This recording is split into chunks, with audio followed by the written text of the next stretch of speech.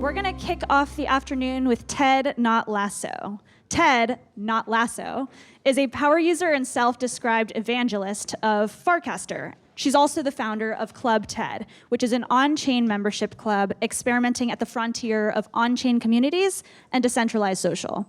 She recently organized FarCon 2024, which was a multi-day summit to connect and celebrate the Farcaster community.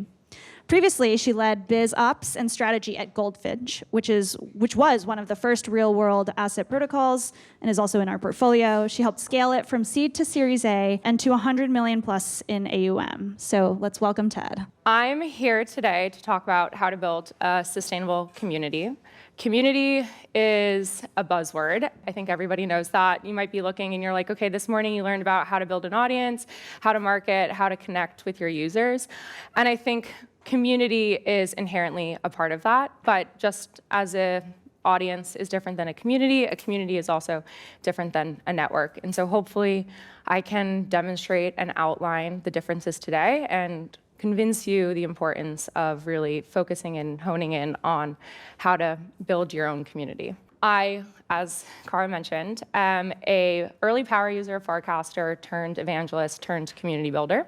So I think I'm the perfect example of what happens when a founder focuses on community-led growth and really allows the users of their protocol or their product to feel a sense of ownership and be able to leverage that ownership to create kind of my own vision, my own reality, my own platform as well. A little bit of background is before I worked in crypto and before I moved full-time into crypto, I actually helped build kind of like 0 to 1 new products, features, campaigns, et cetera, for brands, celebrities, startups, and family offices. And something that's consistent across all of these is that they all focused at their stage on community-led growth. So brands, pretty self-explanatory.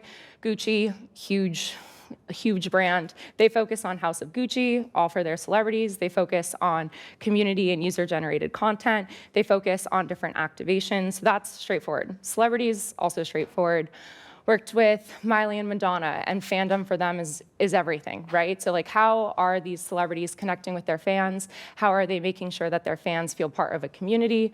I think Taylor Swift is like the best example of this. I know it's silly to reference Taylor Swift, but everything from like the little bracelets, all of the friendship bracelets that she makes at her concerts, to the Easter eggs that she leaves in albums, like all of that is part of building community. And then startups as well, especially marketplace startups. So like, how do you allow all kind of facets of the marketplace to feel connected? It allows you to have some stickiness. And then does anyone know it's small, but does anyone know what this place is? It is the Sun Valley Conference, so where all of the billionaires, family offices, et cetera, go. And so you might think, oh, family offices, they don't really need community, they're operating in their own world. At the end of the day, they too are looking for community. And so taking a step back, I would say, what is community? I think a lot of people have different definitions of it, and my definition would be like, what are the interactions, the relationships, and the value that's derived between members of the community? So a really easy analogy would be you live in an apartment complex, and you could go in and out and not talk to anybody.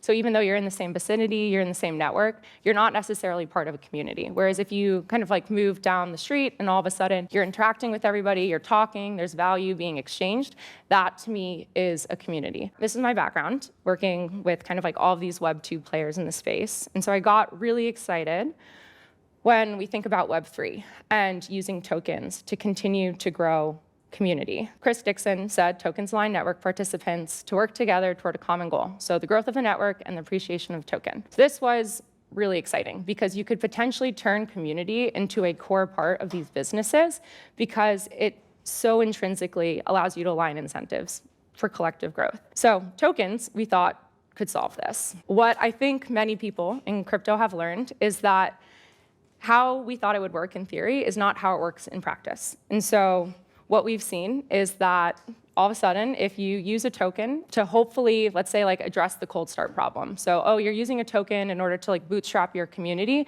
What you may end up with is what it says in this tweet, is that you're left with empty discords or discords just asking when token, when airdrop. And so I'd almost say take a step back to basics, is give users ownership and they will help you build something important. And I think crypto is so ingrained into thinking about ownership in terms of a token. And meanwhile, there's many, many meaningful ways to give users a sense of ownership before you introduce a token. And that's what I think we should all focus on today, and what I will focus on also because that's my experience. How many of you founders are technical, by raise of hands? Okay, good. How many of you have ever worked in like a formal marketing or community role before? Okay, very few.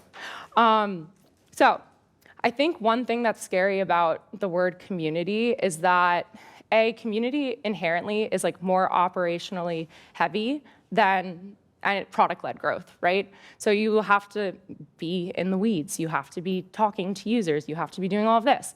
What I would argue is that you can actually build community by building product. And that at an early stage company, product-led growth and community-led growth can actually be hand in hand, and they work really closely together. Because a lot of the stuff that you're trying to figure out on the product side can actually be outsourced or leveraged by the community. So first of that is build with your users, not for them. So I'll run through kind of like 4 key principles, this being the first. Dan, who is the co-founder of Farcaster, I've learned a ton from him. He included this in his CSX presentation from LA. And basically, it's the idea of dog fooding. I'm sure this isn't new to you guys, but it's be your own first user.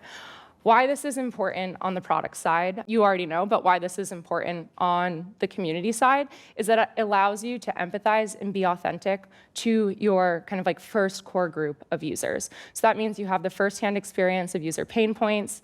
You understand like why somebody might love your product. You understand who might be the user of the product too. So you can start small and make sure that you're focusing on like a really small core group of people. And then you can understand, okay, where might I find these people too? And that, I think, is the most important question is, okay, once I understand all these pain points, once I'm using this product every day, once I'm understanding, like, where do they get? Like, you ask, where do they gather? And that's where you should go to start building your community. So I know you heard from Ish this morning about, like, where are you building your social presence? In theory, it would be great if you build your social presence at the same place that you're building your community as well. Also, this isn't necessarily new. So this is, you guys are familiar with the Homebrew Computer Club?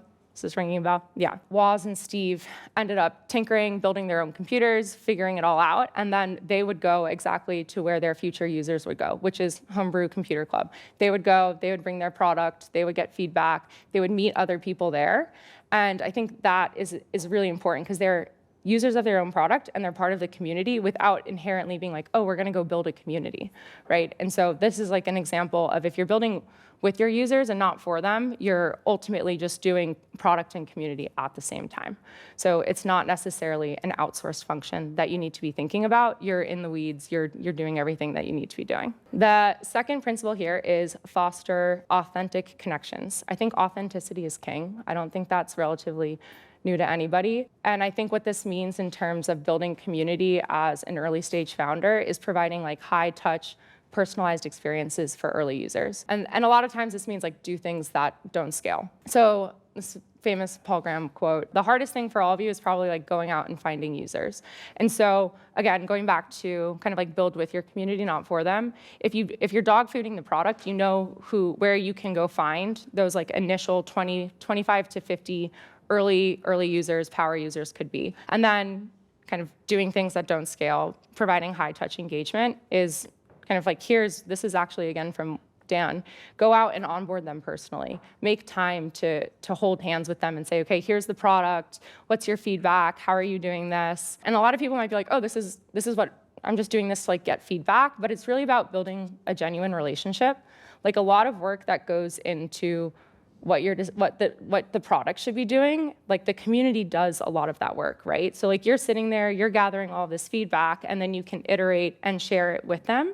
And so then they're feeling bought in by doing this like one-to-one personal touch. And this doesn't mean like sending out a mass email or kind of like, oh, like having somebody else on your team do it. It's like personal one-to-one outreach. What that looked like for me as I led up to FarCon was going and spending time with a lot of the Farcaster community. And this is in a lot of different ways. So I think something else that I love that Alad Gill says in kind of like the high growth handbook is to run many small experiments, because the goal is to find scalable, repeatable methods to, in his case, acquire customers. In my case, it was to build community. And so do a lot of things, kind of is the advice I would give. So the first is like, okay, this crazy story on the kind of right here is that for a bunch of people, I was like, okay, I want to walk a marathon in LA from Dodger Stadium all the way to Venice Beach.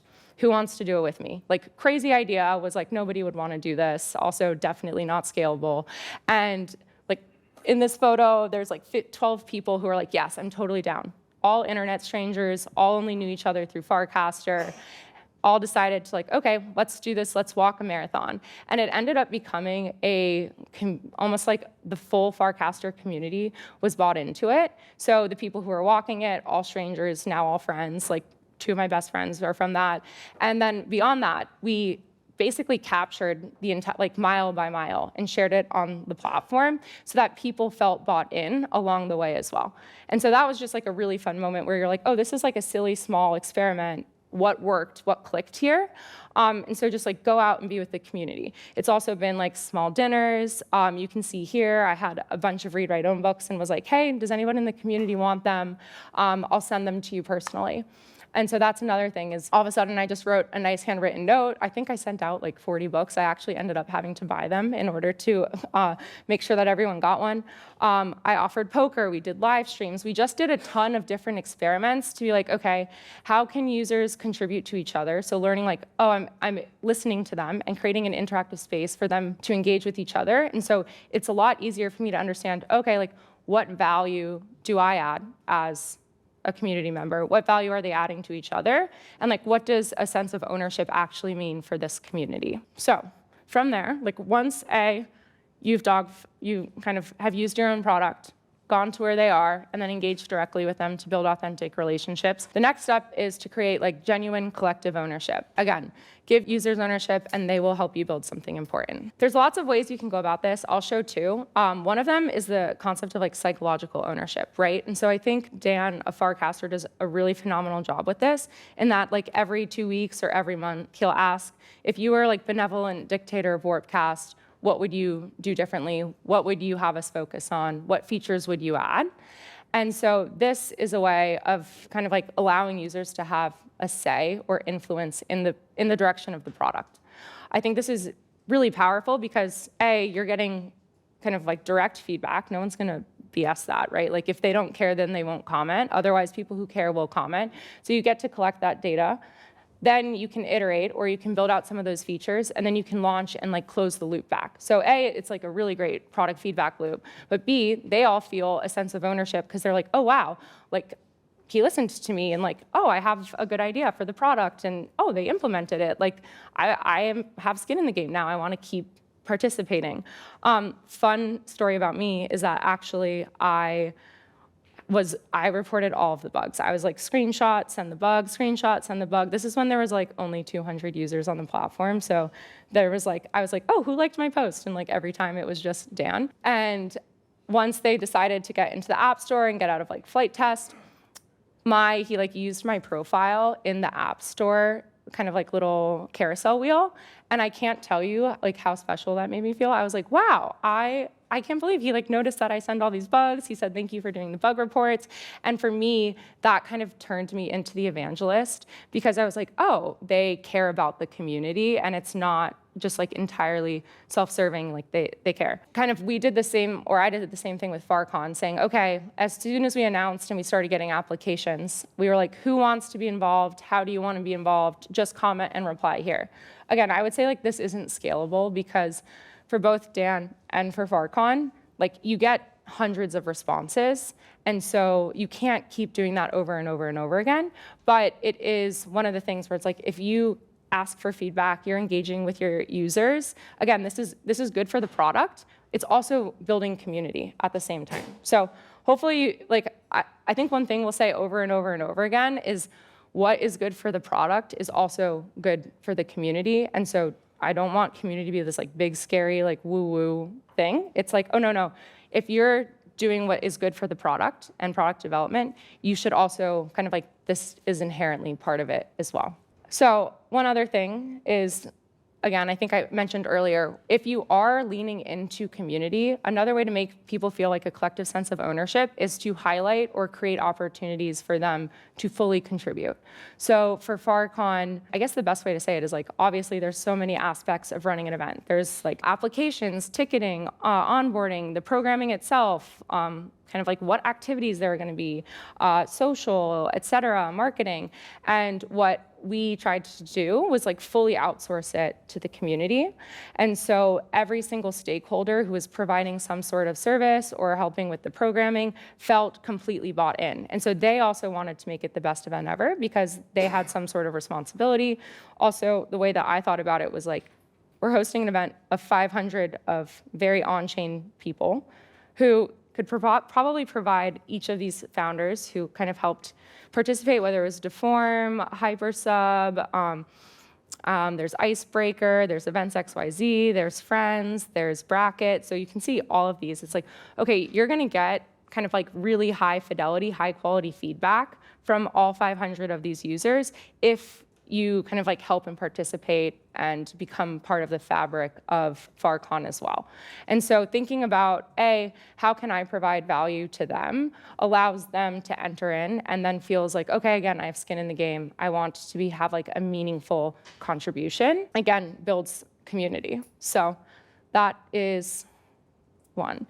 And then the last principle I would include here is scaling through community-led experiences. How many of you guys use Notion? A lot. I don't know how many of you are actually familiar with like the lore of Notion, but Jason, I think his name is Jason Levin. He was actually kind of the same exact story of me. Power user of Notion, created all these templates, decided he wanted to include them in his newsletter. All of a sudden, someone from Notion realized he was doing this and was like, oh my gosh, do you just want to join the team and be like head of our community or head of growth? And what he was really focused on was kind of like this template gallery, because that's how he started to gain traction. And so in terms of like create community-led experiences, this can be as simple as user-generated content. Like not everyone here can be like, oh, I'm gonna host like a 5-day, 500-person summit and like drop everything else that I'm doing in order to bring the community together. So there's kind of like easier, more remote and more scalable ways. And number one is user-generated content. So here's their template gallery. I think they did the template gallery. They also did kind of an ambassador program. So they went and identified, let's say, community evangelists like Jason or others kind of all across the world and said, okay, how can we help you? What do you need? How can we help you kind of like basically reach your audience or increase the audience? What this looks like for Farcaster is on the product side, this is where I think product and community-led growth go hand in hand. On the product side, in Warpcast, they launched an Explore page, which is ultimately like an app store. So here's all of like kind of like developer tools, developer apps that people have made directly within the Warpcast app. And developers were so excited. They were like, this is incredible. How do we keep iterating on this? They felt like, okay, we're getting distribution. We're getting to see kind of like more users are using our apps. Like they couldn't be happier. On the community side, kind of as we decided to lean into developers, it also meant like hosting Farcaster Developer Day and bringing everyone together to continue to get kind of like straight feedback with the developers and the core Merkle team. Also on the community side is, okay, we have these apps in the store or in the Explore page. How do we actually get users to use them? And so I launched this thing called Farcaster Fridays, where the first Friday of every month, you just do a casual meetup in your city with other Farcasters, and we encourage everyone to use some of the apps that are included in the Explore page as well. So not only are you bringing developers together on the community side, which is informing the product, you're also bringing users together, which then inform kind of like all of the developer applications, and then also kind of the core team as well. I would say like this is where the feedback loop gets really helpful is, again, like once I think at any early stage, product-led growth and community-led growth, they are two different things, but they should be working hand in hand or in parallel. Moving from these 4 key principles into some more concrete tactics, build with your users, not for them. So I would say, A, use your product every single day. Be your own first user, be able to focus on user needs so that you can lead with empathy and authenticity. So when I worked at Goldfinch, for instance, we were focusing on kind of like investors, right? And I wasn't the type of person to be investing every day. That's just not me. So what is something else that I was doing? I was finding a friend who could be that, who was that type of person, who did want to invest, who knew the private credit or the traditional finance space. And I basically checked in with them kind of like at least weekly to be like, oh, do you want to walk through this with me again? What are some pain points you have?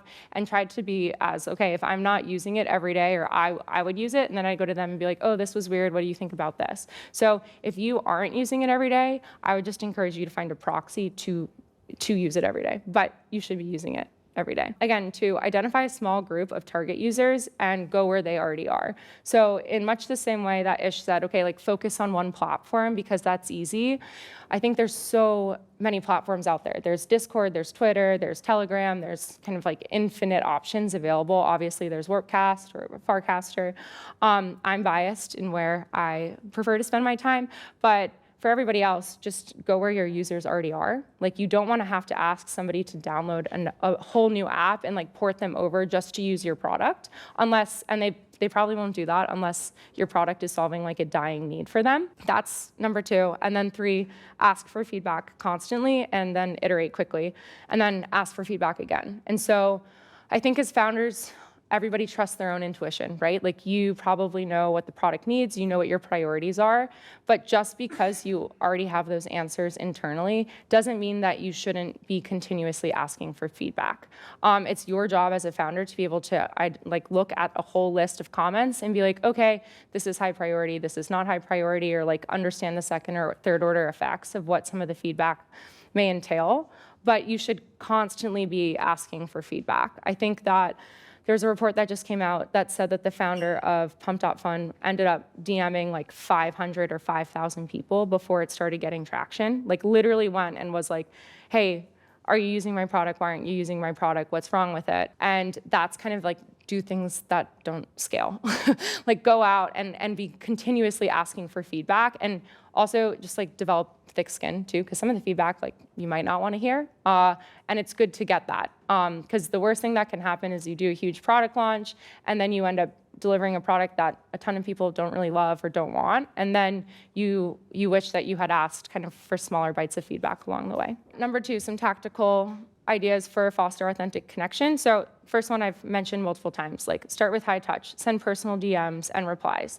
If you guys are building a social presence and you're uncomfortable building a personal brand and like putting a bunch of stuff out there, the best way that you can approach building a social presence and building community is by actually acting as like customer support for people who have questions about your product. So that's part of your job as a founder, is to kind of like service all of your users and to provide them support. And so if you think about it and you're like, oh, somebody kind of mentioned this topic or somebody mentioned our company, like, you should be responding to that as the founder. Again, I think Jason Levin says it's a product hunt. He's like, I send personal DMs all the time. If I'm sending it from the brand account, I even say like, hi, it's Jason. Like, I would love to talk to you about this. And so again, like, anything you can do to provide personal outreach is so valuable. 2, embrace building in public and share the behind the scenes. So this is the part that I think anybody who's ambition or driven doesn't necessarily like to do. You want to share all of your wins. I think it's really helpful to share any part of the of the journey. So it builds trust. It makes kind of like, it's very transparent. It builds authenticity as well. So what this looks like, I think for FarCon, there was a time I was working a full-time job trying to host this event, and I fell super behind on kind of replying to DMs. And people were upset. And I just had to straight up come out and be like, hey guys, I'm really sorry. I'm super behind on getting back to everyone. I promise I'll take the time over the weekend to do it. Here's a little bit more visibility into what next steps are. We haven't figured out the answer, but kind of here's where our focus is right now. And after that, kind of all of the anger or tension or just like frustration from users dissipated, because I gave them a look into, okay, here's what's going on behind the scenes. And I always feel like it's better to be proactive, especially early and when there isn't a major crisis, than to just like sit back and wait. And then 3, create space for casual interactions. So A good example of this is informal AMAs. I was hosting like online poker games. You could host like a casual live stream or a Twitter space, what I also like to call is office hours. Just create a space for users to interact with each other. So obviously it's different if you're building a social platform where kind of like the product inherently is social. But even if you're building an infrastructure platform, kind of like DeFi, anything like that, just creating a space where your power users can come and interact with you live is highly valuable. And get somebody on your team, if you're not feeling particularly extroverted, get someone on your team to kind of just like encourage and welcome people and bring kind of like positive energy, because it could be that the first time you host it, only one person decides to talk, but there will be other people listening in, and that's still a win. And then the second time you host it, kind of maybe 3 people will decide to talk. And then the third or fourth time, more and more people will get involved, especially if you create a like positive interaction where they're like, oh, I did learn from that, or oh, I met somebody who is worth connecting with and I want to connect with them again. Create genuine collective ownership. So some tactics is to create clear paths for users to shape the network's future. This is very obvious if you think about kind of some of the questions or polls is like, hey, what would you do if you were kind of benevolent dictator or Farcaster? Or, oh, hey, what do you guys want to see on the Farcon side? We basically polled and said, what types of activities would you guys want to have at a 5-day conference? And it came down to art, music, pickleball, and hackathon closing ceremony. So just constantly think, okay, when you're, let's say, releasing a new product or thinking about different things, what are ways in which your power users can contribute? It could be content, it could be code, it could be support. So kind of like on that line, it's like create spaces for users to help solve each other's problems. So again, probably one of the highest operational effort things that you will do is provide personalized customer support, which A, is great because you're getting product feedback, but B, is definitely taxing and may not be kind of like your favorite way to spend your time. If you build a community and allow them to have like open Q&A, whether you're using a forum, whether you're using Twitter Spaces, whether you're seeing other people do this, this is kind of like where you end up getting to open up your bandwidth, and then you can focus on higher leverage things. But make sure that there's somehow like users can be answering each other's questions. And then I think really importantly is build a system for recognizing the community's contributions. So again, the same way that I was featured in the little app store preview, or we used a lot of the Farcasters artists' artwork in Farcon, you need to be recognizing when your community does something. It can be something so small, and even like a retweet or a reply, anything like that goes a very long way, especially today where I think you can be so focused on your product and forget that, oh, there are people who are super passionate and excited about what you're building. And by engaging with them and recognizing that, they then feel a sense of ownership and want to continue being part of the community. And then last, scale through community-led experiences is establish a culture and identity for early users. Someone once told me that the best product that Farcaster has made is actually a strong cultural identity, and that everyone is kind of a techno-optimist, collaborative, kind of like high integrity, wants to help each other. That actually is what has attracted and retained most of the users, more so than the product itself. And so by creating this like strong culture and identity, and I think this kind of lends itself really nicely to what Ish discussed this morning, you actually then can allow people to build community, because it's all kind of almost like religion in a way. It's like, oh, you and I are similar, let's go find other similar people and bring them into the fold as well. Something else, identify any emerging evangelists and engage them directly. So this is key. As you start to recruit those like first 25 to 50 users, it'll become pretty apparent like who is high fidelity and highly engaged, and make sure you continue engaging them, because that person can then go out and recruit, let's say like 5 to 10 more users. If they love the experience, you're going to share it. And I think we undersell that a lot in crypto. We think, oh, okay, if they build it, they will come. They likely won't. You need to have like, let's say 5 evangelists to go out and convince others to come into the fold as well. And then I think 3 is, in order to scale some of the community, you need to create consistent rituals. So what this looks like is, for Farcaster, they do something called like Farcaster Friday. It's kind of like a thing. It's like, oh, if we're gonna launch a new feature, we're gonna do it on Friday. I think that's against most conventional wisdom, is like, don't launch something on Friday because you'll be busy all weekend. But it's become this fun thing where all of the users now are like, oh, is there like a Farcaster Friday? Is there gonna be a feature? And then we played off of that into making Farcaster Friday actually like an in-person community experience as well. So some of these rituals are very kind of like just baked in infrastructure for people and users to plug in and connect with each other and feel a sense of stickiness that they wouldn't get elsewhere. So I always like leaving with like kind of exact tactics so that you don't necessarily like walk away with nothing or no ideas. Those are kind of the 4 key principles and 3 tactics for each of them. I feel one thing before we dive into any questions is that a lot of people ask me for like a community playbook, or like, oh, what's like community in a box look like? And it's different for every single product, right? So every product needs a different type of community. Every community has different types of needs as well. And so it's kind of the best way to think about this is to say like, okay, who are my target users? Who are those core users? What do they need? How are they connecting? And again, then the third question is like, okay, how do I spend as much time with them as possible? And then from there, you'll be able to apply these 4 principles. And hopefully these are things that you're doing anyways in order to build your product. So I guess in summary is I hope now you see that building community and building product actually do work hand in hand. You don't necessarily need to outsource or hire a community manager or a community moderator, any of that, in my opinion.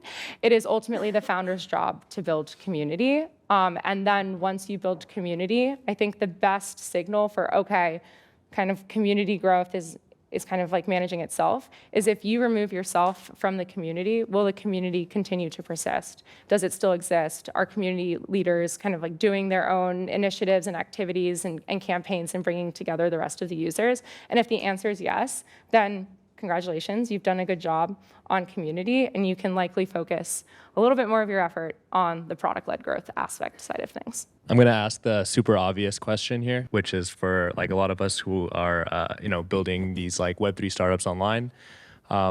You deal with like the farmers coming in, right? Yeah. And so we had a really interesting experience over the weekend where we had someone make a really great story on our platform, or a storytelling platform. And we emailed them, and they sent us a pretty canned response back. And then they had said they composed a song for us. And we were like, okay, wow, this guy's like really loves us. And then we like learned that this guy is just like automated, like making like songs for like all these different Web3 companies. And he just like will change out the name in the song, right?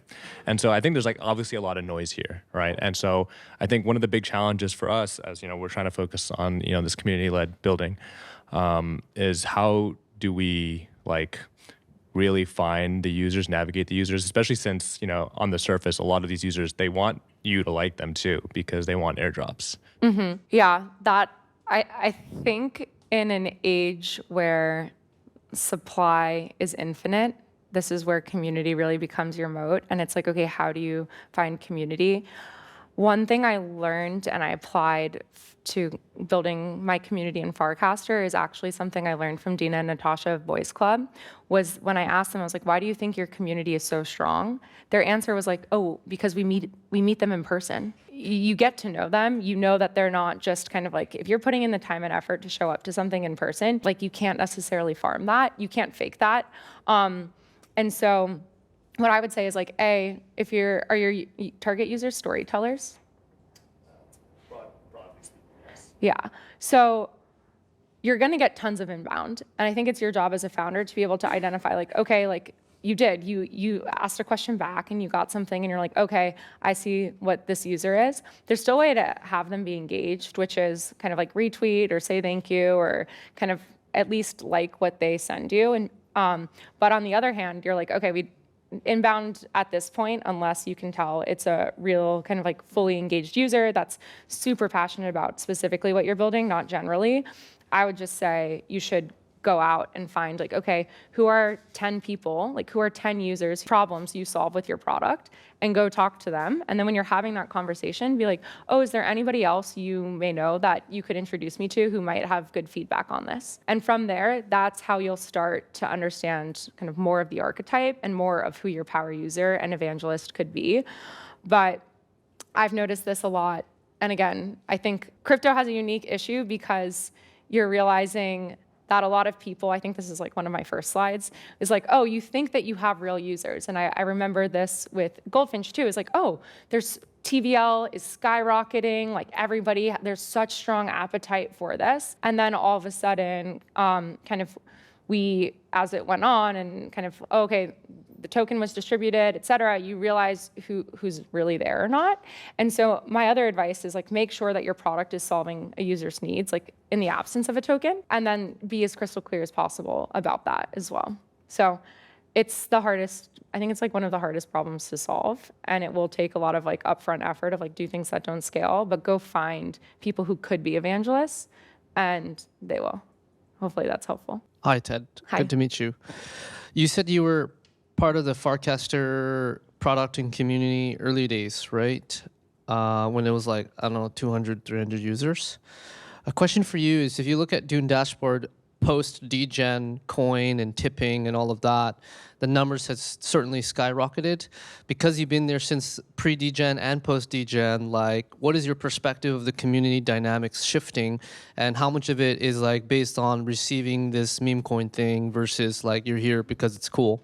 Yeah, good question. So funny story is that when degen, and I think when degen was first introduced, I actually threw a little bit of a tantrum and was publicly boycotted Farcaster. It lasted like 4 days, but I was like, I can't stand the hyper financialization. This is just like not my vibe. It's not my culture. I want to be able to mute this. I don't want to see it. And so I left.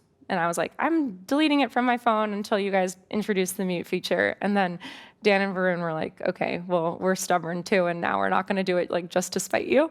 So I personally didn't love it. Like, that wasn't the community that I found. But I think for a protocol and a product to thrive is actually like, that's so kind of, I took a step back after I was like done with my tantrum and thought like, oh, this is actually like net positive for Farcaster. This is really good. The fact that there's multiple communities that can exist on this platform. And so while degen or kind of like the meme coin culture might not be for me, if I'm a power user and evangelist, I should reframe and be like, this is great for the protocol. And I think what that means for Dan and Varun and the team building Warpcast is that they should think like, okay, how do we allow this place, like for this product to really thrive, we need to allow for multiple communities and ecosystems to be engaging here without one alienating the other. And so I think it was great in terms of giving like, okay, this is like a huge pain point. It went from feeling like a tiny friendly group chat full of founders and builders to, oh, shoot, we have like all of this activity, people who don't necessarily care about the platform, they care about the money, et cetera. But I think that's something that you guys all have to deal with, right? Like that goes back to the first question. It's like, who's here for the right reasons, which is why I think it's really important to be as close to your users as possible. Because when you are like, pretty much all of the early users who were part of that core group before degen and all of that are still there. And so again, like if we were only there, whereas like most of the degen community are like all those, like if you're looking at the Dune dashboard, you've seen it go up and you've seen it go down. So you know that, oh, a lot of those people left, which is again why I like re-emphasize, like there's a form of ownership that's outside of tokens that's actually like very, very sticky, and it's kind of ownership of a community. It's like, oh, how do I feel bought into a community? And that is really important for, I think, user retention in the absence of a token, or just like in the absence if you're like pivoting, or, oh, what outside effects may happen. There were a lot of really good principles here about how to build a community, especially for consumer products and things like that. But I wonder, like, if you're going after a B2B, like say infra audience, like other users, how would you like rework some of these principles for that audience specifically in mind? It's a good question, and I thought about that as I was making this. And I think the key difference is with B2C, your community and your product are combined, right? And the difference with B2B is that what your community means is a little bit different, right? And so the question then becomes, I think all of the principles still remain, but the question is like, okay, what value are you adding to the community? And so again, if you're going infra, let's say your target users are different apps in the ecosystem, it's kind of like, okay, what value can we add to them and what value can they add to each other? So it's still the same principles because you have to go and talk to them. Then you have to build an authentic relationship with them so that you're a good partner to them. And then you have to, bring them together as well. So it's still, I would say the principles still apply. It's the tactics that are a little bit different.